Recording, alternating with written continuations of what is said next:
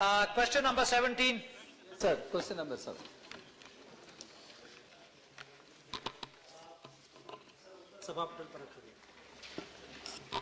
Supplementaries, please. Sir, the issue raised is a very serious one, but the answer which has been given is very casual.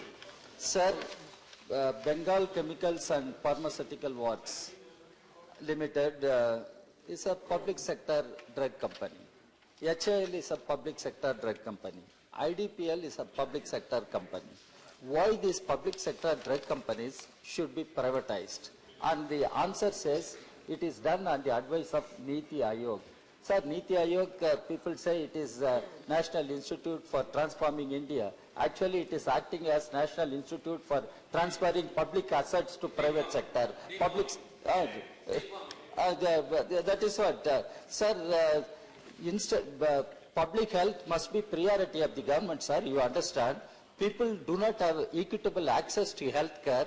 People are becoming poorer by spending more on health care and medical services. And in the case, instead of providing affordable drugs to people, and medicines are shutting up, the prices of medicines are going up, but public sector companies are being privatized. What's the question? My question is, why can't the government think of modernizing these industries and increasing the production of drugs and providing to the people at affordable price? Why can't government think of modernizing the industries? Let your question be answered.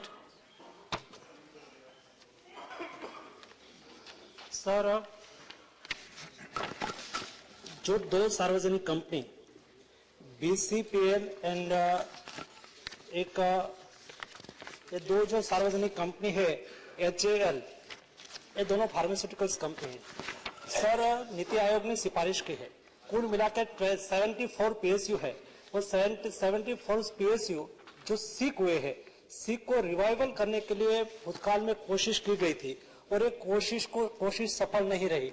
बार बार उसको incentive दिया गया था, लेकिन जब सफल नहीं रही तब नीति आयोग ने निर्णय किया कि जो सीक कंपनी है, जैसे कि 74 ऐसे PSU है, उसको बंद करे या स्ट्रेटेजिक सेल करे. उसके संदर्भ में ये जो BCPI और नेशनल एंटीबायोटिक्स लिमिटेड, ये दो कंपनियों को स्ट्रेटेजिक सेल करने के लिए नीति आयोग ने जो सिफारिश की है और मंत्रिमंडल की एक कमेटी ने सिफारिश को स्वीकार करके कैबिनेट ने निर्णय लिया है कि ये दोनों कंपनियों का उसको स्ट्रेटेजिक सेल किया जाए.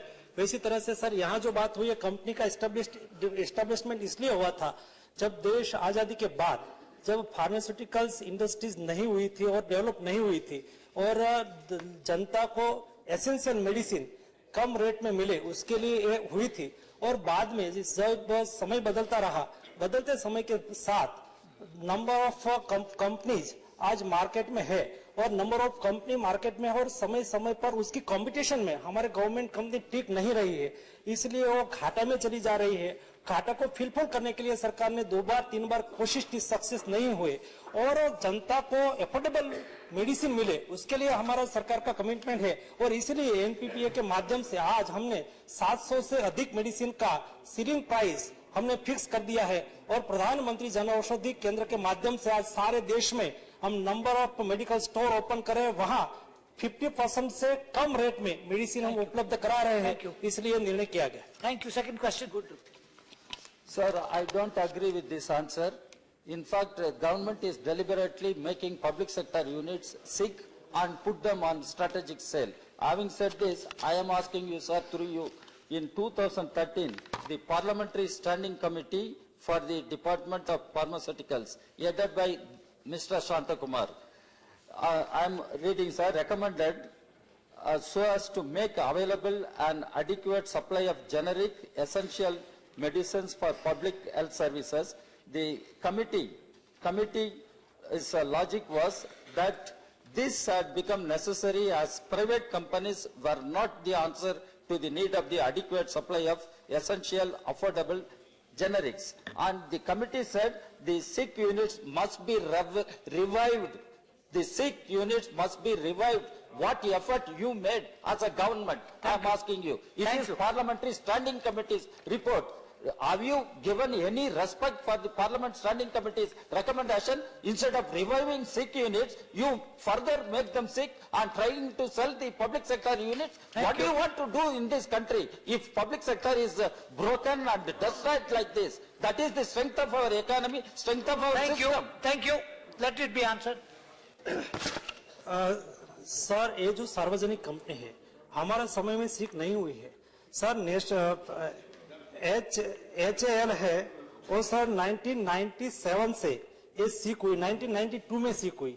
और जो BCCP है, BCPL है वो सर 1970 से सीख होती आई है और 1977 में वो कंपनी को भारत सरकार को हैंडओवर किया गया था। सर विषय यह है कि जो कंपनी सीख हुई है पुराने समय में सीख हुई है, पुराने समय में सीख होने के बाद जब उसकी लायबिलिटी बढ़ती रही और सरकार ने बार बार कोशिश भी की। सर सरकार ने उसमें दो बार, एक 1992, 1993 और 1997 में IDPL, HAL और BCPL को सरकार ने डायरेक्ट मदद भी किया, लेकिन भी ये कंपनी सस्टेन नहीं हुई, ये कंपनी प्रॉफिट में नहीं आई और उसकी लायबिलिटी बढ़ती रही। वैसी स्थिति में सरकार ने कोई न कोई उपाय करना चाहिए था और बाद में नीति आयोग की ये समिति गठित हुई और नीति आयोग ने सिफारिश किया। और उसके साथ साथ जो फार्मा कंपनी है, हमारा कमिटमेंट जनता को एफोर्डेबल मेडिसिन मिले उसके लिए कायम रहा है और उसके लिए हमने अनेक उपायों किए। उसमें से ही प्रधानमंत्री जन औषधि योजना के माध्यम से सर ऐसी मेडिसिन है जो 700 से अधिक मेडिसिन है और 150 से अधिक मेडिकल डिवाइसेस है। और ये मेडिसिन और मेडिकल डिवाइसेस वो 50% से कम रेट में, शायद एक डायबिटीज की मेडिसिन है, एक टिप की प्राइस 10 रुपीज है, तो प्रधानमंत्री जन औषधि केंद्र पर जाएंगे तो उसको 5 रुपीज मैक्सिमम, वो 2 रुपीज 3 रुपीज में मिल सकता है। ये हमारा प्रधानमंत्री नरेंद्र भाई मोदी का जनता के प्रति कमिटमेंट है कि देश की कोई गरीब दवा के बिना नहीं बनना चाहिए। ये कमिटमेंट के साथ सर हम काम कर रहे हैं। Thank you, Shri Anand Sharma. No, please. If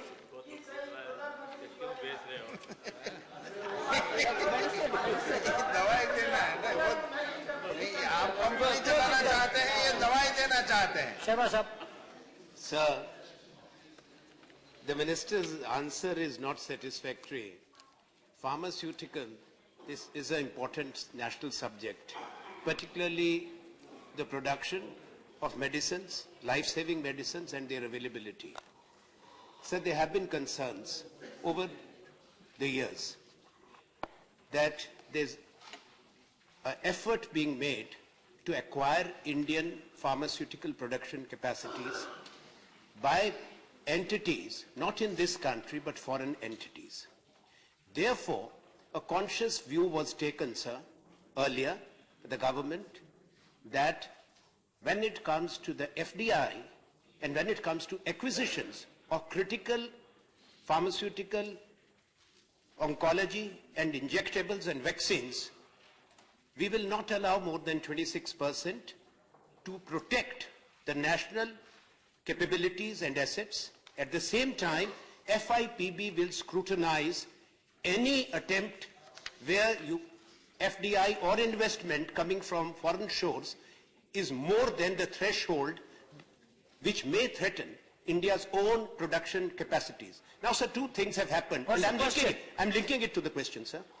Because we have done away with that scrutiny, we have done away with the brownfield acquisitions, now we have done away with the FIPB itself. So what guarantee is there that our critical pharmaceutical units, particularly in the public sector undertakings, in the name of strategic sales, will not be sold over to foreign entities to create monopolies which will hurt India's own capacity of production of essential medicines? Thank you. Sir पहली बात तो यह है कि कोई विदेशी company को कोई भारतीय फार्मा कंपनी बेचने का आयोजन नहीं है। दूसरी महत्वपूर्ण बात यह है कि जब 2005 में रिहेबिलिटेशन प्लान एक बनाया था और उस समय स्थिति ये हुई थी कि 2005 में बना, 2007 में उसका इम्प्लीमेंटेशन हुआ और उसके बीच में लायबिलिटी बढ़ी और वैसे ही लायबिलिटी बढ़ती चली। और देश की जनता को उसके साथ साथ जो आपका प्रश्न रहा है कि उसकी इफेक्ट हेल्थ पर और देश में स्ट्रेटेजिकल फार्मा प्रोडक्शन पर होगी। इसलिए ये नहीं होगी कि आज now and today situation is that देश में एक लाख करोड़ हमारा डोमेस्टिक मार्केट है और 1 लाख करोड़ हमारा इंटरनेशनल मार्केट है। फार्मा इंडस्ट्री इन द कुल मिला के इंडस्ट्रीज का प्रोडक्शन व्यापार 2 लाख करोड़ का है, उसमें से 65,000 ओनली हमारा जो डोमेस्टिक हमारी कंपनी है उसका शेयर केवल कम बच गया है। इसलिए ये कंपनी गवर्नमेंट पीएसयू बंद होने से सरकार में और देश में और आम जनता को एसेंशियल मेडिसिन मिलने में कोई दिक्कत नहीं हो रही है, नहीं होगी, इसलिए ये निर्णय किया गया है। श्री नारायण लाल पंचार्य। सभापति महोदय, मैं आपके माध्यम से मंत्री जी से ये जानना चाहूंगा कि आपके विभाग में कुल कितनी ऐसी सार्वजनिक क्षेत्र की कंपनियां हैं जो घाटे में चल रही है और उन घाटे में चलने वाली कंपनियों में कितनी कंपनियों को सरकार बंद करने जा रही है और कितनी कंपनियों को किस प्रकार की योजना दे करके और अब करना चाह रही है? सर, मेरे डिपार्टमेंट में Hindustan antibiotics limited, IDPL, RDPL, BCPL और केएपीएल 5 सार्वजनिक कंपनी है। उसमें से जो नीति आयोग की सिफारिश के अनुसार हम एचएएल और बीसीपीएल उसको बंद नहीं करना चाहते हैं, वो 2 कंपनी को हम स्ट्रेटेजिक सेल करेंगे और उनके साथ साथ केएपीएल जो हमारी गवर्नमेंट पीएसयू है वो प्रॉफिटेबल है, इसलिए उसको कोई बंद करने की आवश्यकता नहीं है, स्ट्रेटेजिक सेल की भी आवश्यकता नहीं है। और आईडीपीएल और आरडीपीएल 2 कंपनी है, उसके पर लायबिलिटी भी खूब बड़ी है, उसका नेटवर्थ भी आज 7,147 एंड आरडीपीएल का -24.65, दोनों का माइनस नेटवर्थ होने से ये 2 कंपनियां हमने क्लोज करने का निर्णय किया है। Shri CP Narayan. The minister has said that under the previous government it was loss making, and now what the government is doing is to collect medicines and sell it through Pradhan Mantri Ayojana. Now, is it making in India? It is a wholesale agency. Is it our present government's policy is to run a wholesale agency, or our Making in India project, which the government has, is producing? And if it is producing, how much essential drugs are being produced by the public sector companies? And why these 2 companies are being sold? You can, the government, as far as I know, the Science and Technology Department, various institutions, they are developing new projects, new methods of producing medicine. Why we are not making use of those things? Thank you. Sir, make in India के माध्यम से हम pharmaceutical sector में आगे बढ़ रहे हैं। देश में फार्मास्यूटिकल इंडस्ट्रीज आज 12% ग्रोथ से आगे बढ़ रही है और देश में जब जीएसटी बिल लागू होने से सारे देश में इंडस्ट्रीज को और बढ़ावा मिलेगा, क्योंकि अभी स्थिति ऐसी थी कि सभी स्टेट में अपना अपना टैक्स होता था और आज कोई स्टेट टैक्स हॉलीडे डिक्लेयर करते थे तो ये स्टेट में फार्मास्यूटिकल कंपनी उसका लाभ लेने के लिए चली जाती थी। इसलिए एक समान कर डेवलप होगा जीएसटी बिल से, एक फार्मास्यूटिकल्स इंडस्ट्रीज को और भी बल मिलेगा। उसके साथ साथ जो भी संभव था, जो शक्य है, उसको हम शुरू रखना चाहते हैं। जो प्रॉफिटेबल कंपनी है केपीएल, तो उसको हम कैसे वो आगे बढ़े, और जिसका नेटवर्थ माइनस में ज्यादा चला गया है और उसका रिवाइवल की संभावना मुश्किल है, वैसी स्थिति में ही हम क्लोज कर रहे हैं। और आईडीपीएल और आरडीपीएल 2 कंपनी को ही हम क्लोज कर रहे हैं और कंपनी का स्ट्रेटेजिक सेल करेंगे और जो प्रॉफिटेबल है उसको शुरू रखेंगे। Sir, Question number 18. Question number 18. Questioner not present. Let the answer be given. सर, उत्तर सभापति पर रखा गया है। Supplementary is Shri Tiruchi Siva. So the government has decided to sell the surplus land of IDPL, RDPL and BCPL. And Niti Ayog, I think, suggests nothing but sale of the lands of the public sector undertakings. Sir, instead of reviving the sick units, studying into the reasons why they have fallen sick, the government is also in a hasty move to close down all the public sectors. Sir, the public sector undertakings are the temples of economy of our country. When the whole world faced economic recession, India withstood only because of PSUs.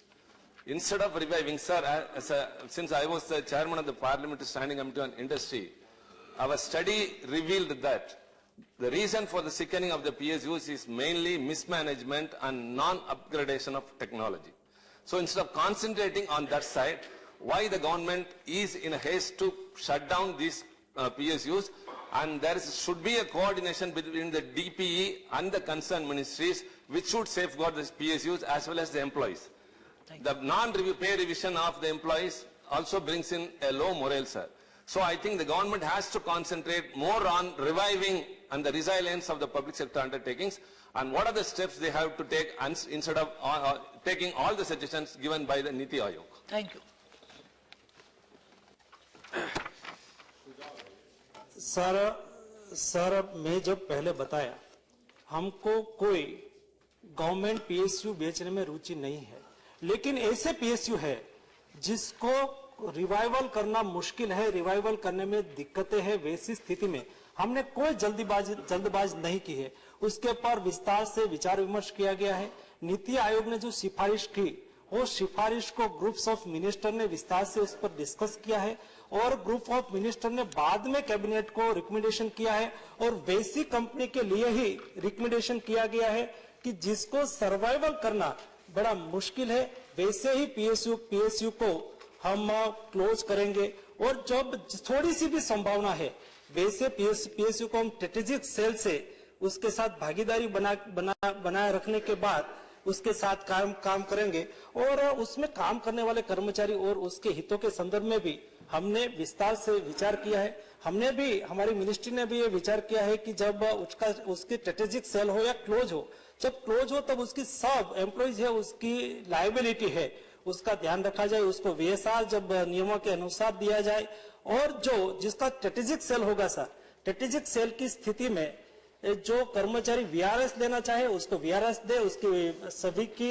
Company की भी जो seat है उसको clear किया जाए, balance sheet clear किया जाए, और जो शुरू रहना चाहते, जॉब करना चाहते, तो हम ये विषय रखेंगे जब नीति आयोग और प्राइवेट पब्लिक एंटरप्राइजेस मिनिस्ट्री जो उसमें उसकी कमेटी है जो विचार करेगी, तो उस वक्त हम उसके जो जॉब करना चाहे, वहां ही रहना चाहे, उसको 3 साल के लिए प्रोटेक्शन दिया जाए और उसको सर्वाइव किया जाए, वो भी हम ध्यान रखेंगे। Shri Rapallo, please, no, your question is finished. No, 1 minute. Please seek your protection. The minister's answer has raised a larger issue. Yes. Larger issue, sir, about the strategic sale of the PSUs and the Niti Ayog's role. That is the subject of a separate discussion. Yes, sir, it is a subject for. Give notice for a discussion on it. On the mandate of the Niti Ayog, it's nebulous. Nobody knows. Is the Niti Ayog going to decide a grant clearance sale of public sector undertakings? That's subject of a separate discussion, It's the Chairman. right of the House to know now, sir. No. It's public Give sector. notice of a discussion. Please, we seek your protection, sir. Let the Prime Minister or a Cabinet Finance Minister come and inform the House. Fair enough. Sir, you give a direction, sir. Not today. Please, But in this session, let them come and make a Let statement. this matter be We are only discussed requesting for a through statement, appropriate sir. procedures. Sir, yes, sir. Sir, but this, once the matter is raised in the House, our chair has all the authority to direct the government to make a statement. I'm sir. suggesting a way out. Let this be Sir, we will do that, sir. subject of Sir, a we will discussion. do that, sir. Yes, Mr. Rapallo. Respected Chairman, it is coming very clear that the intent of the present government is to locate the sick surplus land and to sell it as per their advantage. And the beauty of the IDPL, beauty of the RDPL, beauty of the BCPL are just look to be surplus lands.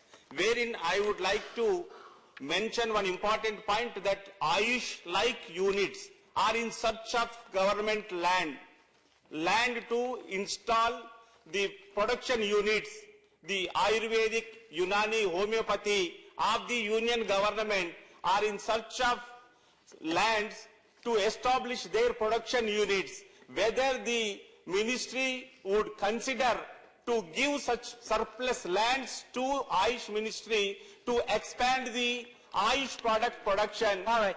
Thank you, sir. Thank you.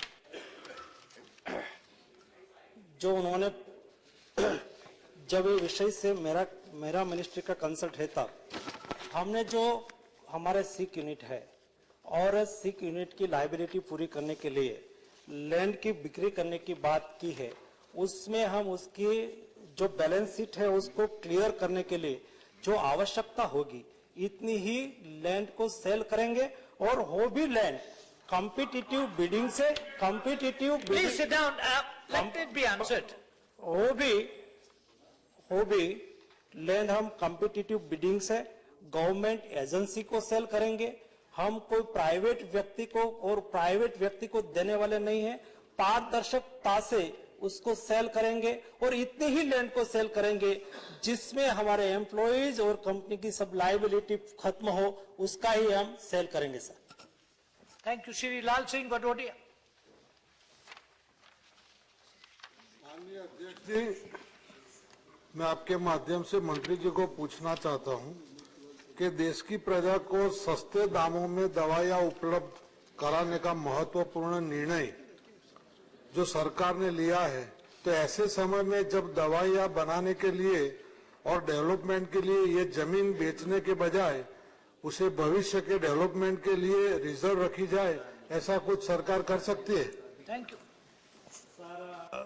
हमने ज्यादा जमीन बेचने के लिए कोई विषय नहीं रखा है। हम इतनी ही लैंड को सेल कर रहे हैं।